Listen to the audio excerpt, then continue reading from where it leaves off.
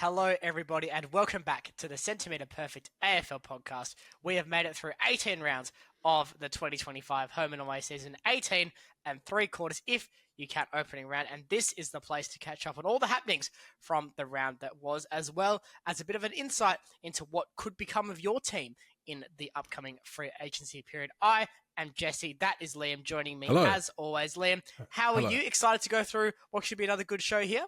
I'm always excited, Jesse, for a Monday. No matter how I'm feeling, today is a good day, though. I'm feeling fantastic. Thank you for asking. But we got a lot to get through. So without further ado, first of all, you tell everybody where they can find us. All fluff, no insulation today. You can find us at CMPerfect_AFL on Instagram. If you're on YouTube, that means you can see us. Hello. Thank you for tuning in once again. Please consider liking and subscribing if you are enjoying our content. And the notification bell, although Liam's pretty metronomic when it comes to releasing the videos, will tell you when the next one is up. If you're over on our preferred podcasting platforms, be that Apple, Amazon, or Spotify, hello to you as well. And please consider leaving a review if you are enjoying what we're producing as we get into the business end of the season, the most exciting time for casuals, being the finals coming up. So no better time to jump on board if you're not already. Please do. Please do. But yes, like we said, Jesse, there is a lot to go through today, including first and foremost our deep dive for the week. What are we doing this week? What have you prepared for the lovely listeners and viewers? Well, we got some really good feedback about our deep dive covering which players each team must re-sign heading into the end of 2026 and beyond. If you haven't seen that one, go check it out on YouTube. We think that's quite good. So we're going to follow a similar pattern here, and I'm bringing it back to one of my favorite... And do the same thing over again. Yes, we're going to release the same video every week until the end of time. No, we're going to have a look at something similar but a little bit different today, and we're basing it on one of my favorite games from Auskick, and that is Rob the Nest. Now, Rob the Nest, if you're not familiar, is very simple. There's a number of footballs in the area. You have to both go and steal the balls from the other team's little area while also keeping your own. So we're going to do that in a bit of a free agency spin this time. We're going to look at all 18 clubs, one player that you must keep, and one player that I think would be a good fit to poach. Now, that doesn't mean that is necessarily a slam dunk that you will get them. It doesn't mean that I think it's an obvious choice. Like, there's some in here that are saying, wow, I can't see them out of their current team's colours. But we said that about Todd Goldstein. We said that about Luke Parker. Strange things do happen from time to time. Also, no recycles from last week's show. So the Jamie Elliott and Lloyd Meek, although they are quite obvious with their contract status, will not be covered this week, just because that would get repetitive and quite frankly boring. One more point on the repetitiveness. If the player is mentioned once, that is it. They don't get double mentioned. However, it is kind of implied that if I'm putting a player in a poach category, their current team should be looking to retain them, because I think there's still a bit of gas in that tank. Absolutely, Jesse. And look, what's a deep dive without a bit of boundaries, a bit of rules? Well, we're playing Rob the Nest, so we have to have some rules. Exactly right, Jesse. Exactly right. So without further ado, I've said that twice now. We're going to roll with it. We're going to jump right into the first team off the ranks, which, as always, one week we might do this in reverse alphabetical order, but that week is not tonight. Don't do that. Okay, we won't do it then. The Crows, Jesse. Let's start with Adelaide. The keep section, keep Riley O'Brien. And why don't you just take a little cheeky poach of Jake Melksham from the Melbourne Demons? Jesse, what have you got here? Well, O'Brien's having arguably a career best season for Adelaide. You actually brought it up a couple of weeks ago, Liam, the value he's had for the ruck for Adelaide, just helping out that midfield group and getting first use for some pretty good ball users in the likes of Dawson and Rankin. So I think he's a fantastic part of that team. I think that needs to be priority number one of the current out-of-contract group for 2025 Adelaide. As for poach, Jake Melsham's flying at the moment. Adelaide already have a very good forward line, so this may stick out as a bit of a strange one on face value. Why do they need another forward? Are they going to play 22 forwards? That would be weird. But I think Melksham is a different type of forward, and also we may see some movement on that front as well in the coming months. I think we'll get to that a bit more later on in this deep dive. So I think keeping options open. A guy like Melksham, he's out of contract at the D's this year. They're not exactly flying. Getting reliable, handy, medium forwards can be a real shot in the arm for teams that are in that contention window. See also Collingwood and Tim Membry. Wondering if Adelaide might see a chance to take a page out of that book and see if they can replicate the success with Melksham. Very good. And stick around, everybody. Stick around as well, because there are some names on this list that I was shocked when Jesse sent them to me. I was like, what? No way. I'll do my caveat late again. These are all contracts that is all courtesy of Footy Wire, and it's unrestricted and restricted free agents. So if any of these are wrong, it's their fault. It's not mine. I did check most of them. Yeah. And if you're listening to this in like 4 months' time, it probably changed as well. But thank you for listening. Thank you for watching. Welcome. Let's move on, Jesse, to Brisbane. You've got in the keep pile the veteran, Dane Zorko, and a little cheeky poach of Dane Rampy from the Swans. What are your thoughts around this one? Well, I just kept typing Dane and eventually it all stuck for Brisbane. No, I mean, Zorko, much like Riley O'Brien, is having a fantastic season for his side and is a key part of a top 4 contending team at the moment. I think if he's happy to go around again, there's absolutely no reason why a 1-year deal should not be on the table for him. As for Dane Rampy, he's had a contract as well at the Swans. They could very much use him. But he might be looking to potentially get another medal around his neck heading into the twilight of his career. I do think there's a bit of a need for depth, and a lot of these players you'll see are kind of depth fringe players in a good side when we talk about these top of the ladder teams at the moment. Rampy probably falls into that bracket. I don't think you're going to see him playing 22 games for the Lions next year if he was to go up there. But he'd give Harris Andrews a bit of help. He's still got good one-on-one defensive capabilities. I think he'd be a handy signing. Nice one. Very good. Let's move on to Carlton, who need all the help they can get at the moment. You're saying let's keep Nick Haynes. Let's keep him. And why don't we just a little pinch of Jason Johannesson from the Bulldogs? Now, Jason, I feel, has been on the trade table for years. He's been going to West Coast since 2017, and he's still there. And I'm not even putting him in West Coast for this one. I know. But what do you got here? Well, Haynes has been one of the very, very, very few Carlton players in season 2025 that can hold their heads up high. While they still have more passengers than a Boeing 787, I think they may as well extend one of the only players that's played with any level of credibility in 2025. And crucially, one of their biggest problems at the moment is defensive output, especially their ability to contain. Sard's had a down year in that regard. I don't think Johannesson's going to come in and replicate his Norman Smith medal form of the 2016 grand final here, but he will add some depth. He will add some pressure. There was a couple in Carlton. Carlton was the one I struggled with the most because there's so many different needs. Jason Johannesson's not going to get Carlton into the top 4 in season 2026 if he was to make the switch over, but he would really help stabilise what has been a pretty bad defence for a lot of the season, especially below 190 centimetres. So I think he'd be a handy little pickup if Carlton are listening and want to pick up the phone. Jesse just taking all the orders from all the team list managers. If you want some good tips, Uber Eats for restricted free agents. join up Uber. Doesn't matter. Let's move on to the next one, Jesse. We're going to move on to Collingwood. Do they need any more help? Let's find out. Keep another veteran, Scott Pendlebury. Go around the horn again, Scott, and then poach James Worpel from the Hawks. Jeez, Jesse, this is they're already stacked. What are you doing to the rest of the competition? Yeah, I mean, it's not always best practice to make the strongest team in the competition even stronger, Liam, but that's what I'm doing here. Pendlebury's almost an obligation, I feel like, and I could have been obligated to do steel side bottom in a similar fashion, but I've gone with Pendles. He wants to go around the horn one more time next year. I think he wants that games record just quietly. I think he also wants another premiership, as if he doesn't have enough of those. I mean, we've talked about mantles in this show plenty. This is another mantle, except Scott Pendlebury mantle is very much creaking under the weight of all those accolades. I think if he adds in any more, he may need to just buy a separate house for all of his things. James Worpel, look, I think Tom Mitchell's getting towards the end. I still think he's productive, but I think he's getting towards the end. Whether he goes around again next year or not remains to be seen. Planning for that next inside midfielder. Long's doing an amply good job at the moment as a cover position, but I don't think depth would hurt. Worpel's a good player. Hawks would be worse off for losing him, but I think if the Pies could poach him, that'd be a huge win for them in the off-season. Very good, Jesse. Let's move on to the next team, the Bombers. So we're going to keep Sam Draper, big fella, big forward. He's a very good player. We're going to poach. Just pick out Alex Sexton straight from the Suns there. What are you got Alex Sexton for? What are you keeping Draper for? Well, simply put, Essendon need quality players who add to the club culture and embody donning the sash. And I think Draper is that. You know, he's a heart and soul player. He's also a very good player. And that's a difficult balance to strike. Now, it seems like there's been a bit of tension with that negotiation. Maybe Essendon not quite coming to the party dollar-wise. Look, to be candid, I don't think they've got enough players of any quality on the list at the moment to justify being stingy with Sam Draper. Just get the deal done. With him, he's clearly their best ruckman. I mean, Goldstein's done a good job filling in. Vicentini's done a good job. Lockie Blackstone, who they picked up in mid-season, can play ruck. but I also think you need to keep your number one guy and put that show of faith in him.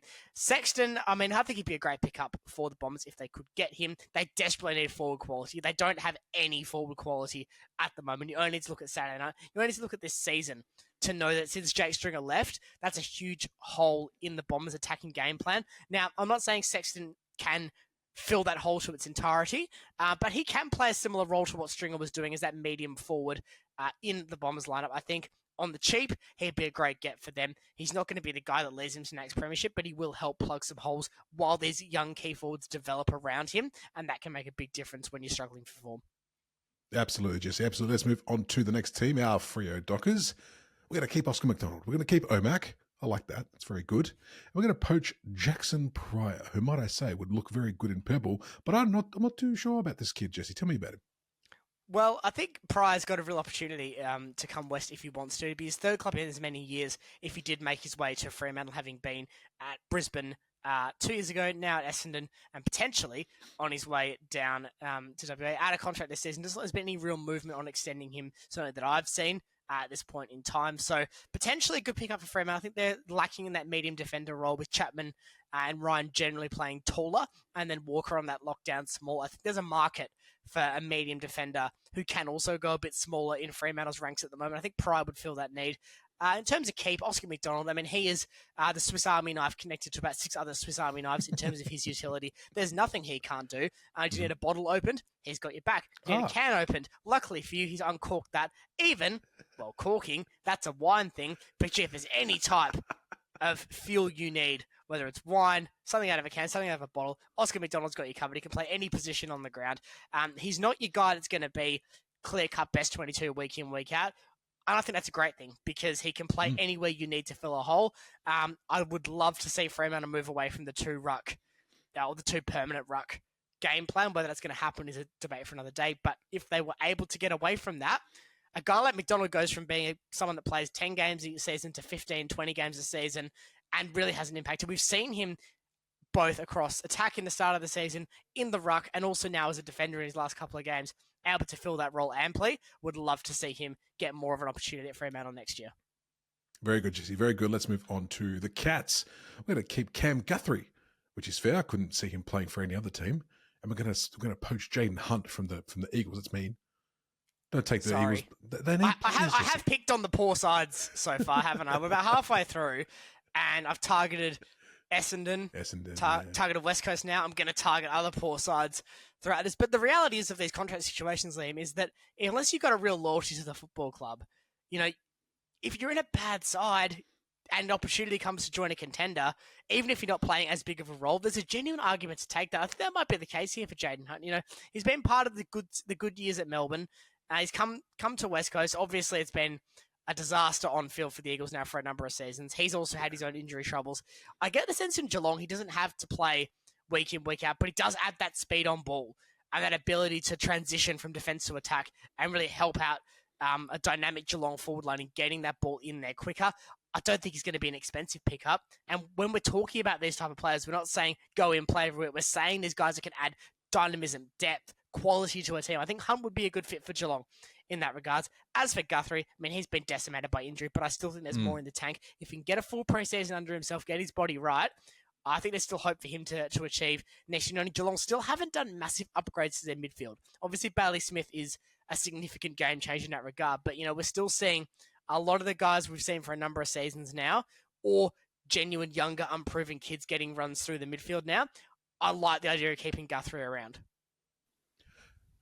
All right, Jesse, let's move on to the Gold Coast Suns. Braden Fiorini staying at the Suns. Now, this is one that I was intrigued by, Jesse. Jack Silvani. A poach of Jack Silvani. He is as Carlton as they come, my friend. How dare you? Keep your hands off old Jack. Explain yourself. I didn't know you were an old dark navy blue, Liam. We'll start with Fiorini, though. I think he's really lifted this season and been a valuable part of the Suns' surge up the ladder. A player's had to spend time in the VFL, had to bide his time and develop more strings to his bow. Like he's done that now. I don't see any reason to be looking to ship him off elsewhere. I thought on Friday night as well, he was quite important in a big win for the Suns. As for Jack Silvani, I do think Gold Coast have done very well when they've taken players from other clubs who may not be superstars, but have versatility, can play dual positions, and are mostly reliable. And Silvani fits that bracket to a T. I like what the Suns have done with a little bit of money balling their team. They've taken a bit from draft, taken a bit from their academy, they've taken a bit from trade and free agency. I like Silvani for this team. I think he'd be just straight in, seamless fit for the Suns. Yes, it would very much hurt the Carlton faithful, but to be honest, with where Carlton's at, he's not going to see a flag there anytime soon. It'd be nice for him to get one like his old man. I'd see a real two-way value proposition here for the Suns and for Jack Silvani to make that happen. And listen, given his dad's kind of fallout with Carlton, maybe he'd be proud of him now or get excited at games because every time you see him, he looks so sad. Don't go to an academy club then. Oh, no? No, because that'll cause more tension at the dinner table, assuming Ross is invited over that night. Or Andrew. That's true. That's true. All right, anything else to add for this one, Jesse? Shall we move on? Let's. Giants. We are going to keep the Giants, Jacob Ware, and then we're going to poach Jake Laverty from the Essendon Bombers. Another bomber. See you later. Yeah, I'm targeting a couple of clubs that are down on their luck at the moment, but ultimately there's less of an incentive to re-sign. That's true. If you're out of contract and the team's bad, and that's been the case for a couple of the teams in a row now, there is a genuine incentive to look elsewhere and seek a push up the ladder if you don't have any real loyalty to the club. I'm not saying that Laverty or Silvani or anyone doesn't, but that could be a motivating factor for a lot of players' success. I think Ware's been a bit part player for the Giants for a little while now, but not a player that I'd be looking to get rid of for nothing. There's a bit of return on investment for him still there up at NG. Can see him still continuing to play a role well beyond 2026 for the Giants if they do extend. Laverty, look, we know Sam Taylor's had some concussion issues.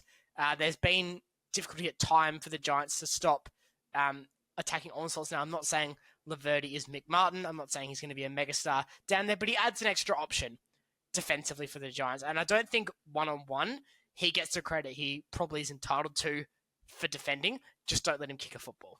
Fair enough. Just the old Zach Dawson. Just punch it, get it again. Gotcha. Hawthorn. Keeping Jack Gunston, the seasoned vet, and bringing Dion Prestia from the Tigers again. These poor teams. But explain yourself, Jesse. What's the reason behind this one? Well, Gunston has been having a career renaissance since coming back to Hawthorn. He was done at Brisbane for all money, and he's come back to Hawthorn, come back to his club, and his second club as it was, and really just continued to cement himself as a legend in the brown and gold. He looked very good again, I thought, on Saturday night for the Hawks. Looked very dangerous, at least. I don't see him falling off a cliff in 2026. And even if he does, they've got the attacking options outside of him. So purely a pickup for an extra year. Keep him around. He can still play a role in that best 22, or he can transition out of that if that's what the team needs. But I wouldn't be just putting him off to pasture just yet. Prestia's an interesting one because there's probably very few clubs interested in Dion Prestia coming out of contract. I don't think Richmond are going to want to keep him just because they're past that era now. They've got Hopper and Taranto, and simply put, he's too injury prone. But with a few of the dice and dominoes moving around and falling in this video so far, if Warple does go elsewhere, whether that be Collingwood like we've suggested or to another club, I do think they're going to need a bit extra midfield depth in Hawthorn colours, and Prestia would fill that. Just don't expect him to play a full season, which is a shame because there's still a good player in there. We just know that at Richmond, his body has struggled. Yeah. No, very good. Let's go on to the next team, the Melbourne Demons. We're going to keep old Charlie Spargo, and we're going to get Jeb Hughes. Jeb, he's from the southern states of America. It's Jeb Hughes. Jed, which is probably not much better. What about here, Jesse? What have we got? Charlie Spargo? Go. Yeah, really good season from Spargo. Absolutely no reason to be getting rid of him. And Hughes struggled to break into Geelong's team this season, but frankly, Melbourne's defence is falling apart as we watch it. Like, you can see it. You can see Mays and Lever's careers disintegrating in front of us. Lever's been dropped. May's been injured. May's been bad. Lever's been back. Lever's been injured. Lever's been bad. It's been quite a repetitive pattern this year for the Demons. So adding in some extra depth and alternative options wouldn't go astray. Hughes is a Victorian who needs another club to go to. If he doesn't get an extension at Geelong, that might be a good fit for Melbourne. I think they could do a lot worse. Very good. Let's go to the North Melbourne Kangaroos. We're keeping, I like this kid, Toby Pink, a little cheeky poach of Brandon Starcevich. We've got all the hair in this one. What are your thoughts about this one, Jesse? Your kindred spirits in the lucky I'm presenting this one. Yeah. Toby Pink just about Pinks himself, doesn't he? In this regard, you've got to keep him. Thank you. Very well done, no, Jesse. they've got to get the pen out. What colour is he going to be? Can you guess? And get him to re-sign for potentially 4 years. I would love just them signing all their contracts in different colours. The bright pink. Go on, get it done. Like arts and crafts in school. Be very flashy. Starcevic, there's been a lot of movement on this deal up at Brisbane, from what I've seen at least. So potentially a player that Victorian sides will be looking at to add a bit more depth. Starcevic, I think we know he can crash and bash. That will help North, especially with their younger midfielders still bring themselves physically up to speed with the AFL system. Speaking, of course, of O'Sullivan, Wardlaw and Sheasel in that regard. Even McKercher you can throw in there. So it'd be interesting because you'd almost be only looking to keep him for kind of 2 or 3 years and then flog him off. But in that transition period, I think he'd be a good option for them and could really help establish some of those younger, higher draft picks into a more steely and resolved role. Yeah, good shout, Jesse. Good shout. Let's move on to Port. We're extending another olive branch to an old-timey veteran in Travis Boak. We're going to grab Liam Jones from the Bulldogs. Yeah, that we are. Boak is showing no signs of really slowing down. He was phenomenal last week against the Lions. I think he still played quite well without as much statistical impact against the Eagles, but he's always there and abouts, and he's just got that nous on the field that helps guys like Butters, Rosie, Horn-Francis. He's a really good counterweight to some of their exuberance. Just goes in and gets the job done along with Ollie Wines. Defensive, though, Port are poor.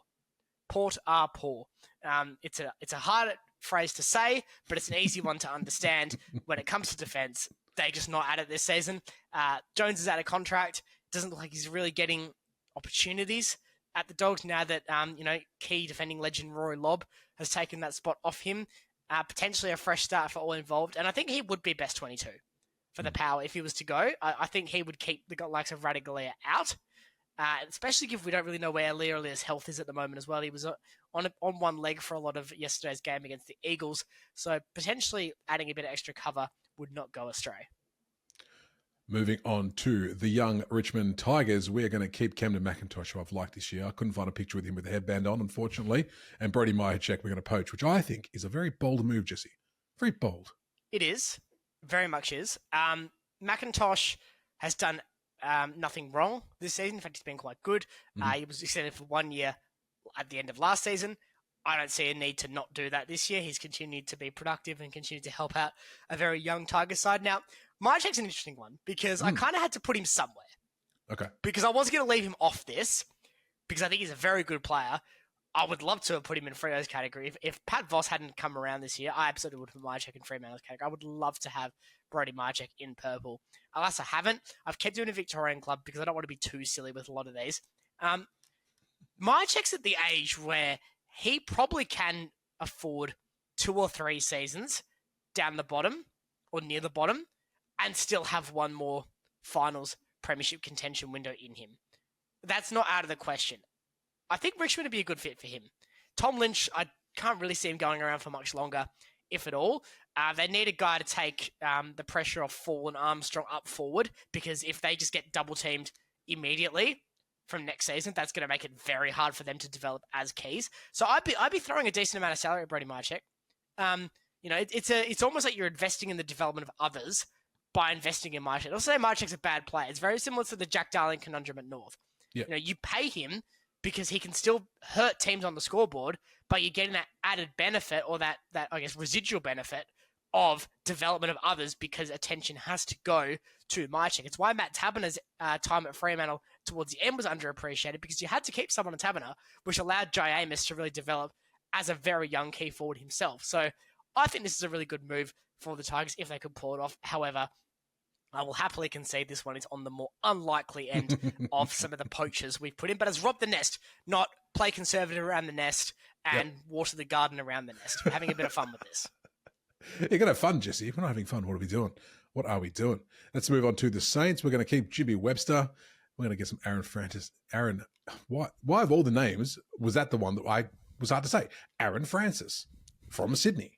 Look, I know St Kilda slamming is quite fashionable on this podcast, but there's actually really no players I particularly would keep for very long that are coming out of contract for St Kilda this year. Webster's probably the best of those. I can see him playing some games in 2026. that will do.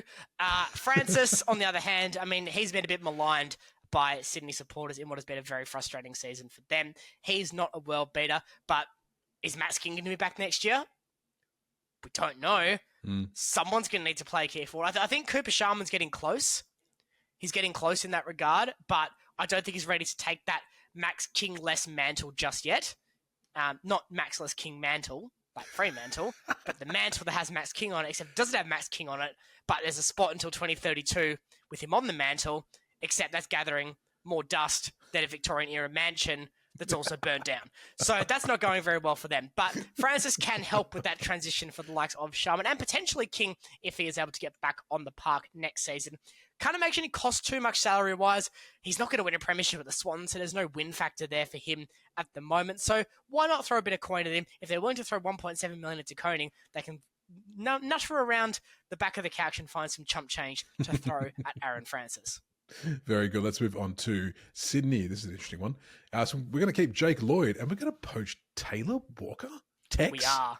Well, my goodness me. Whatever for, Jesse? Now, Tex will probably retire this year, but he hasn't announced it yet. Sure. And he is out of contract, so he's fair game. Notice I didn't put Nat Fyfe in any of these because I just want him to retire, to be quite honest. But look, Jake Lloyd's he was dropped to the VFL, which was a bit disappointing for him, but he's really come back with a vengeance in the back part of this season. It's been one of the players that you haven't associated necessarily on name recognition with the Swans' mini return to form. You say Goulden and Heaney for that, but Lloyd's also been a really important part of that too, hitting the scoreboard, and he's always a very good user of the ball by foot, so happy to give him an extension there. And quite frankly, the Swans' forward line is terrible. Tex Walker is a capable forward. He can provide some of that guidance. So guys like Buller, I think, would really benefit off him. See also the comments about Mychik at Richmond. You're looking for a guy to come in. Walker's a bit more of a short-term proposition than Mychik in that regards. Probably looking at a year. Yeah. But I think it's worth it. I think it's worth at least asking the question if I'm Sydney. Yeah, get a year in. Get something out of him, and then that's it. I mean, I feel like this happened before with a key forward. Like someone's just plucked someone for a year, and that's kind of been their swan Jack song. Darling. Oh, yeah, Jack Darling. There you go. That's the one. That's the one. Speaking of Jack Darling, let's move on to West Coast. Tom Cole. We're going to keep Tom Cole. Had a pretty good game on the weekend. And we're going to poach Ryan Lester from the Lions, Jesse. Yeah, I think Cole much see also Aaron Francis, see also half the players on his list. It feels like has been maligned at times by their respective fan base, but he's still productive. He's still offering a bit for the Eagles, and frankly, they do need defenders at the moment, especially with the retirement of McGovern. So they've had McGovern and Barras go in consecutive years. That's a gigantic hole defensively they need to fill. They're not going to fill that overnight, so keeping guys like Cole who can actually competently defend is important for the time being.